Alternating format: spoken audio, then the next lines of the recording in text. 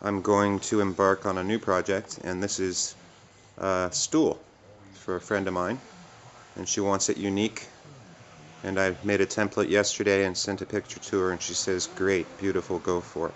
So we're going to make this out of cherry, and I've got 3 separate templates. I'm going to make 10 pieces of this out of cherry, that's the top, 10 pieces of one leg, and 10 pieces of that leg, and they're each going to lap joint to each other and then get glued and laminated to each other, and the lid is going to slip on top of tenons that I'll machine into the pieces as well. All I needed was about 4 short pieces of the widest cherry I could find, and you're not allowed to choose. You have to buy down from the bundle until you get to the desired width, so I committed to it. When we got down to my big wide piece, I was really excited, and then we discovered that it was split, rendering it pretty much useless. But lucky that this little stool job that I'm doing requires a series of very small pieces. So actually this cut over here came off this end, and the split was in the middle. But now I have a good way to use this piece of wood that I thought was a waste of time.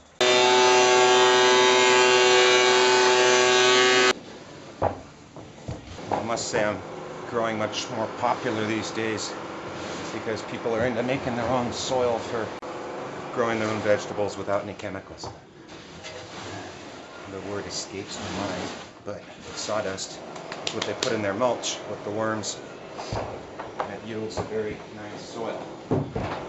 Now we've got our pieces for the top piece there, and they're slightly thicker, and that's good because I want the top piece to be bigger than the legs. And what's nice is all 10 of my pieces came out of the same piece of wood, and these pieces are all equally thick, and they'll make up the legs that lap join together.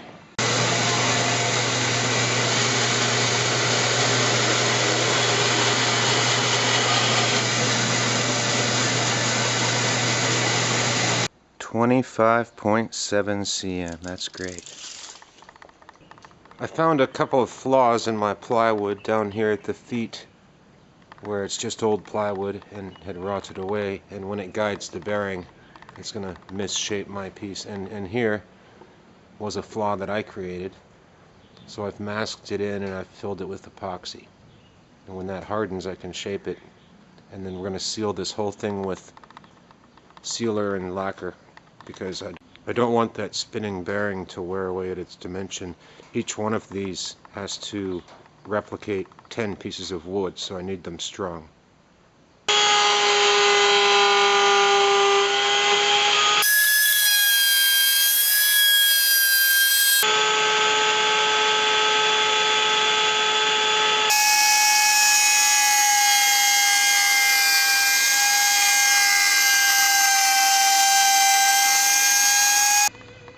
Well, you may have noticed that while attaching this form I've got 1, 2, 3 holes, and that's inconsequential because they're all going to get glued together.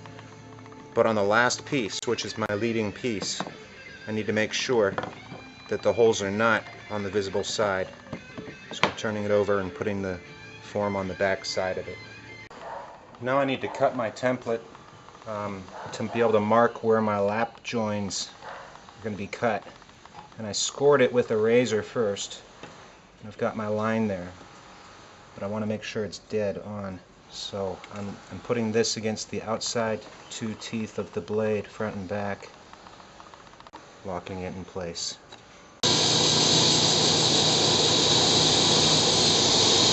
Now the tricky part is upon me.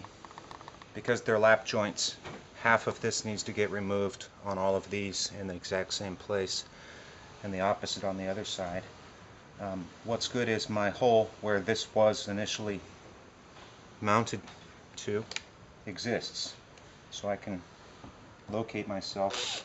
What that essentially is going to put us back in, and I could feel it just pull itself in place. What this is going to do is provide a fence for my plunge bit, and its bearing will travel along the edges of these 2 fences here and get my joint started. This is going to be a long day.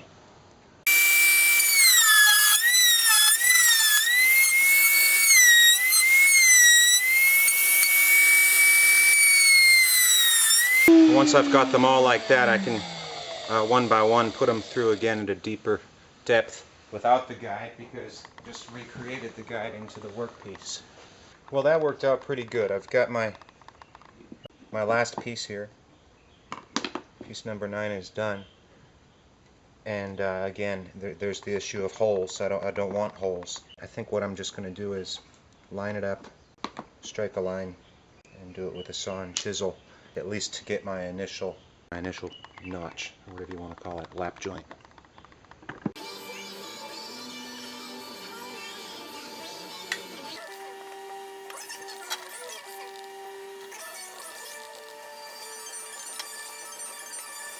Well, that came up pretty good. Right now I see a sharp angle in there that I'd like to round out. So I'm making a transition piece, and this is the beginning of it. I put that through the shaper table to get that curve, so I can literally put it in place, scribe a line from the bottom, set the table saw to that angle, and that should solve the problem.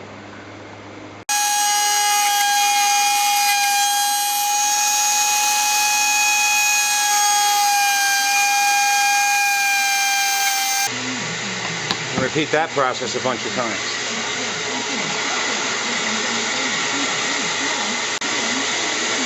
Now the front cap and the back cap are going to overlap, so we're not going to see that. Those will get done by hand.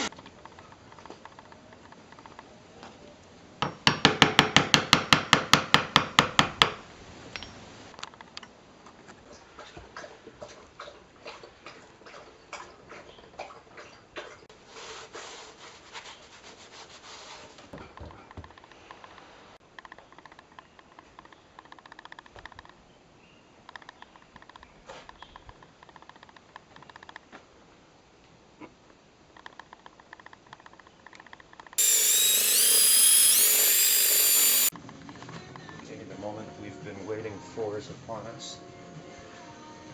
This is the back.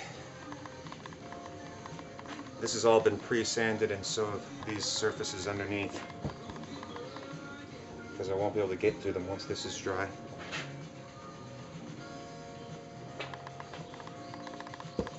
Bang.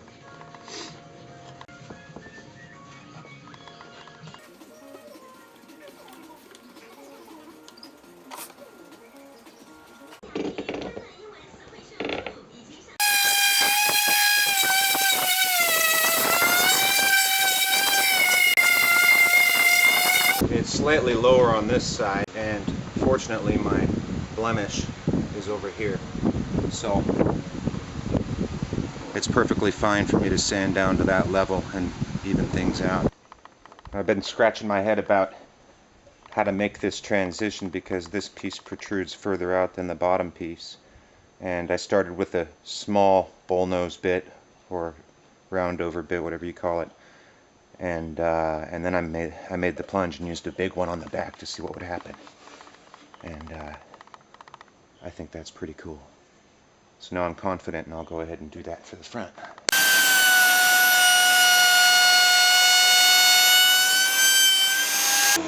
Now, I didn't want to get too close, so that part there is going to get sanded over with the orbital sander.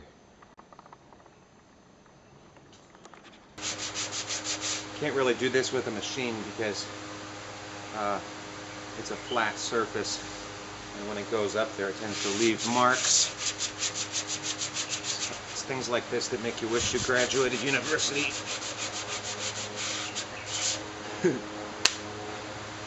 I sealed the bottom of it first. This is sanding sealer. Then you sand that down and you hit it with a top coat at least twice.